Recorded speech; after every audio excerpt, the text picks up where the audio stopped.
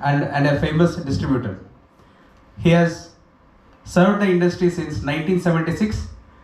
Till now, he has distributed more than 800 movies, and he is the maker of more than 15 famous movies in Karnataka.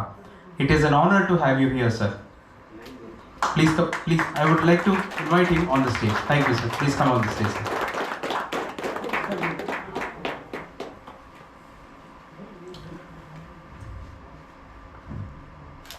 Dr. Ravi, sir, Vice President of White Film Chamber of Commerce, proprietor of Sri Bhagiratha SVR Editing and Recording Studio. It is an honor to have you here, sir. Thank you so much for coming for our event.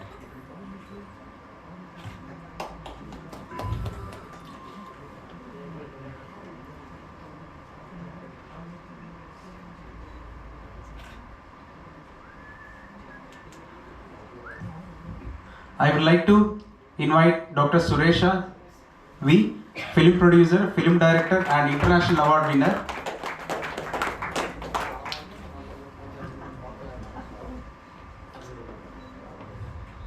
I would like to invite Shri Shilpa Srinivas sir to share his views and thoughts on this film festival.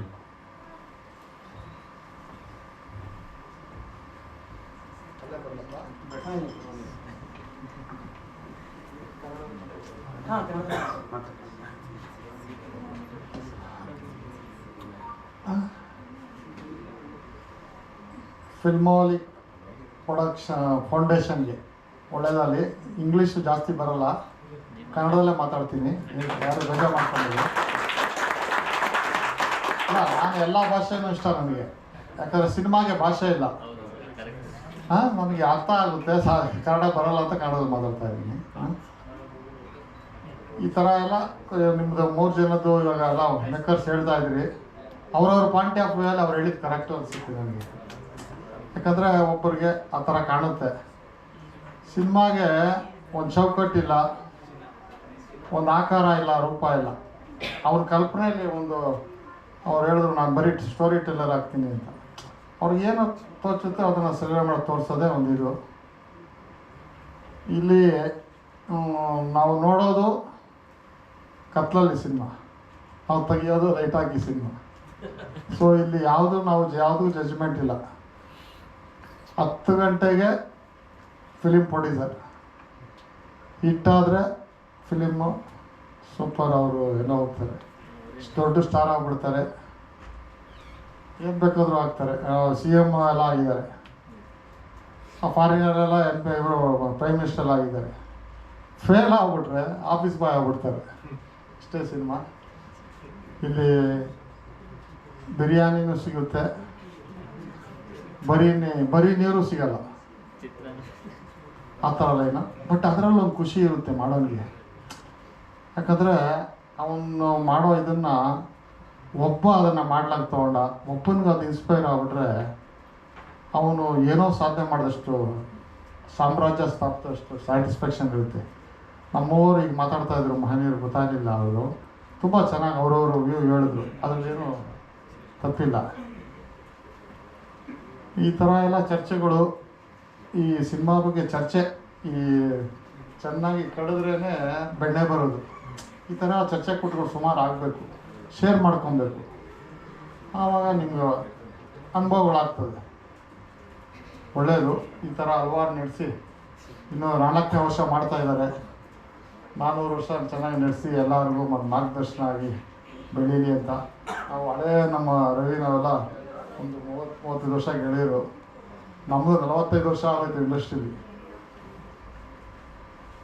ಈಗ ಬರೀಗೆ ಇಲ್ಲಿ ರಾಜರಾಜೇಶ್ವರಿ ನಗರ, ನಾಗರಬಾವಿ, ಇನ್ನೊಂದು ಇದಿದೆ, 3 ಕಡೆ ಅಲ್ಲಿ ಆ ಕಡೆ ಹೋಗ್ಬಿಟ್ಟಿದ್ದಾರೆ ಎಲ್ಲ ಜನ.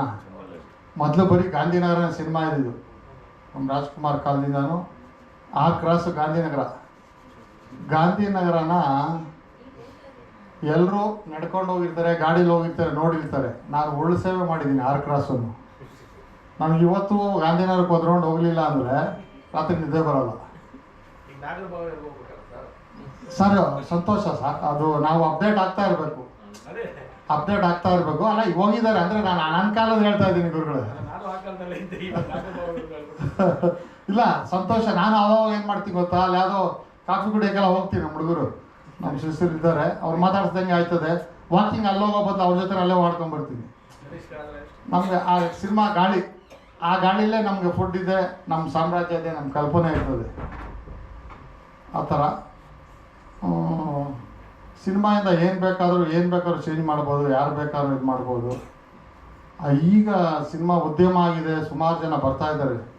ಅದು ಒಂದು ಇಂಡಸ್ಟ್ರಿ ಥರ ಇದಾಗ್ತಾಯಿದೆ. ನಮ್ಮ ಕಾಲದಲ್ಲೆಲ್ಲ ಎಲ್ಲ ಸಿನಿಮಾ ಅಂದರೆ ಅದೊಂಥರ ಊರಾಚೆ ಇಟ್ಬಿಡ್ತಾ ಇದ್ರು, ಬ್ಯಾಡ್ ಪೀಪಲ್ಸ್ ಅಂತ. ಸಾರ ಅಂಗಡಿ ಥರ ಆ ಕಡೆ ಹಾಕ್ಕೊಳ್ರಿ, ಒಳಗಡೆ ಬೇಡ ಅಂತ.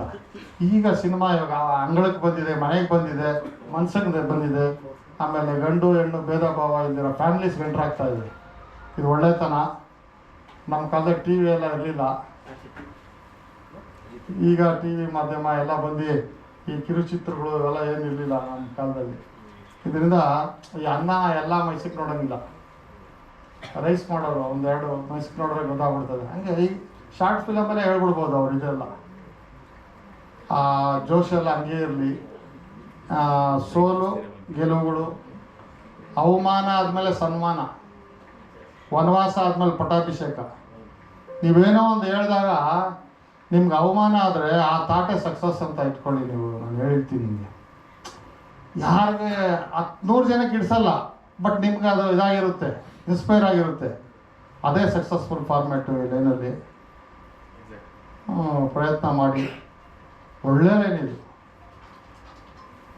ನೋಡಿ, ನಾವು 46 ವರ್ಷ ಜೀವನ ಮಾಡಿದ್ದೀರಿ. ನಮ್ಮನ್ನು ಕರ್ಕೊಂಡೋಗಿ ಬಾಪ ಮೋದಿ ಪಕ್ಕದಲ್ಲಿ ಅಲ್ಲೇನೋ ಕುಣಿಸ್ತಿದ್ರು. ದಯವಿಟ್ಟು ಬೇಡಪ್ಪ, ನಮ್ಮ ಬಿಟ್ಬಿಡು, ಏನಾರ ಅರ್ಧ ಕಾಪಿ ಬಿಟ್ಬಿಟ್ಟು ಗಾನಲ್ಲ ಸಿನಿಮಾದವ್ರ ಜೊತೆ ಇರ್ತೀವಿ. ನನಗೆ ಅದು ಫಂಕ್ಷನ್ ಆಗ್ತು, ರಾಷ್ಟ್ರಪತಿಗಳು ಆಮೇಲೆ ಪ್ರಧಾನಮಂತ್ರಿಗಳು ಬಂದರೆ ಕರೆದ್ರೆ ನಾನು ಹೋಗಲ್ಲಪ್ಪ. ನಮ್ಮ ಸಿನಿಮಾದವ್ರು ಯಾರ ಕರೆದ್ರೆ ನಮ್ಮ ಒಂದು ಅಭಿಮಾನಿ ಕರು ಓಡೋಗ್ಬಿಡ್ತೀವಿ ನಾವು. ಆ ಥರ ಅಷ್ಟು ಸಿನಿಮಾ ಪ್ರೇಮ ಮಾಡೋದು ನಾವು. ಸುಮ್ಮನೆ ಸುದ್ದಿ ಆಗ್ತದೆ ಸಾಕು. ಇಲ್ಲಿಗೆ ಒಳ್ಳೆಯದಾಗಲಿ.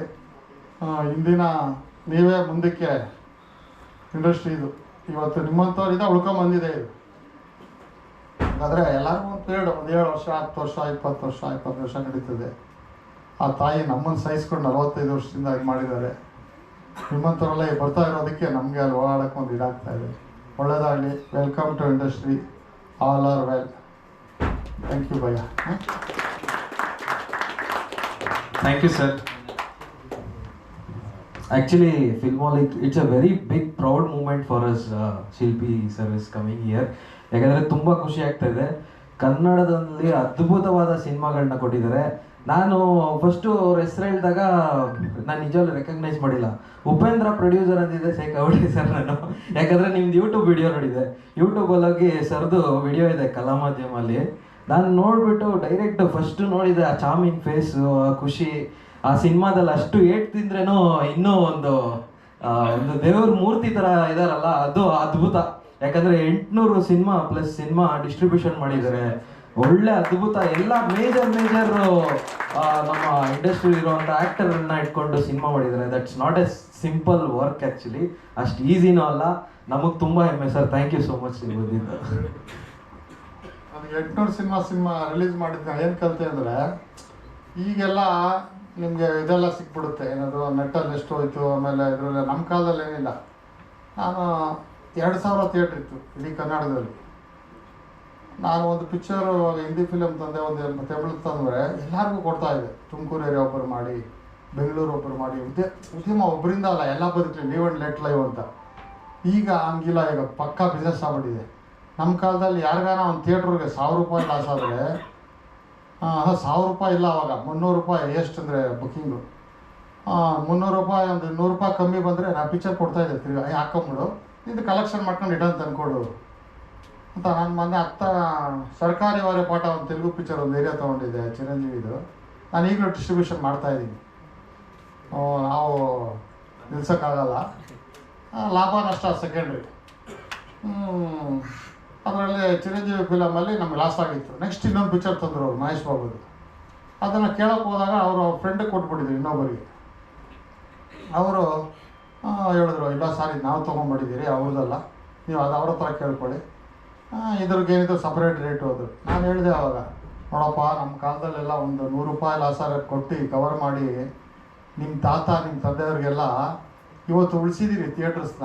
ಇಲ್ಲಾಂದರೆ ಆ ಸಾಲಕ್ಕೆ ಮಾರ್ಕೊಂಬಿಟ್ಟಿರೋರು ಅವಾಗೆಲ್ಲ ಲ್ಯಾಂಡ್ ವ್ಯಾಲ್ಯೂನೇ ಇಲ್ಲ 2000 ಬಿಫೋರ್ ಬೆಂಗಳೂರಲ್ಲಿ ಅಂತ ಹೇಳಿದೆ. ಅವ್ರ ಒಂಥರ ಕಣ್ಣೀರು ಹಾಕೊಂಬಿಟ್ರು. ಹಾಗೆ ನಾವು ಉಳಿಸಿ ಇಂಡಸ್ಟ್ರಿ ಬೆಳೆಸ್ಕೊಂಡು ಇವತ್ತು ಬಂದಿದ್ದಾರೆ. ಅರ್ಥ ಮಾಡ್ಕೊಳಂಗೆ ಹೇಳಿದ್ರೆ ಮಾಡ್ಕೊತಾರೆ. ನಾನು ಥಿಯೇಟ್ರಿಗೆ ಹೋದರೆ 2000 ಥಿಯೇಟ್ರ್ ಇರ್ತಲ್ಲ, ನಮ್ಮ ಪಿಕ್ಚರ್ಗಳು ಆಗ್ತಾ ಇದ್ದಾಗ ಎಂಟ್ಸಕ್ಕೆ ಅವಾಗೆಲ್ಲ ಸಾವಿರಾರು ಜನ ನಿಂತ್ಕೊಂಡೆಲ್ಲ ನೋಡೋರು. ನಾನು ಬರೀ ಸೈಕಲ್ ಸ್ಟ್ಯಾಂಡು, ಕ್ಯಾಂಟೀನು, ಗಾಡಿಗಳೇನಿದೆ ಮೂವ್ಮೆಂಟ್ ನೋಡಿ ಇಷ್ಟು ಕಲೆಕ್ಷನ್ ಹೇಳ್ತಾ ಇದ್ದೆ. ನಮ್ಮ ರೆಪ್ರೆಸೆಂಟೇಟಿವ್ ಕಳಿಸ್ತಾ ಇದ್ವಿ. ಅಣ್ಣ ಹೆಂಗಣ್ಣ ಹೇಳಿದೆ ಎಡ್ಸ್ಬಿಟ್ಟಿದ್ಯಾ ಅಣ್ಣ ಅನ್ನೋರು. ಅಂದರೆ ಅಷ್ಟು ಅನುಭವ ಆಗಿತ್ತು ನನಗೆ ಅನ್ನೋದು ಥರ ಹೇಳಿದೆ. ಆ ಥರ ನಾವು ಸಿನಿಮಾನ ತುಂಬ ಪ್ರೀತಿಸ್ತೀವಿ. ನೀವು ಬೈದ್ರೆ ಬೈಕೊಂಬೋದು, ಬಿಟ್ಟರೆ ಬಿಡ್ಬೋದು. ನಾವು ಇವತ್ತು ಕ್ರಿಕೆಟ್ ನೋಡೋಲ್ಲ, ಯಾಕಂದರೆ ಕ್ರಿಕೆಟಿಂದ ನಮಗೆ ಸಿನಿಮಾ ಹೊಡೆದ ಬಿತ್ತು ಅಂತ ಈ ಬೆಕ್ಕಿಗೆ ಬಿಸಿಯಾಗಿ ಇಟ್ಟಂಗೆ ಎಲ್ಲ ಕ್ರಿಕೆಟ್ ಮುಂದೆ ಕುತ್ಕೊಂಡ್ಬಿಡೋರು. ನಾನೊಂದು ಅವಾಗ ಒಂದು 25 ಪಿಕ್ಚರ್ ನಡೆಯೋದು ಒಂದು. ಆ ಕ್ರಿಕೆಟ್ ಇದ್ರೆ ಥಿಯೇಟ್ರಲ್ಲಿ ಕಲೆಕ್ಷನೇ ಇರ್ತಾ ಇರಲಿಲ್ಲ.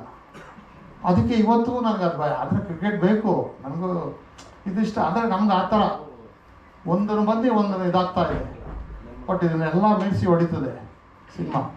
ಇವತ್ತಿಗೂ ಅಪ್ಡೇಟ್ ಆಗ್ತದೆ. ಈಗ 10 ಪಿಕ್ಚರ್ ಬಟ್ ಆವಾಗಿಂದನೂ ಅಷ್ಟೇ 100ಕ್ಕೆ 75 ಪಿಕ್ಚರ್ ಫೇಲ್ಯೂರ್. ಅಂದರೆ ಕಾರಣಾಂತರಗಳಿಂದ.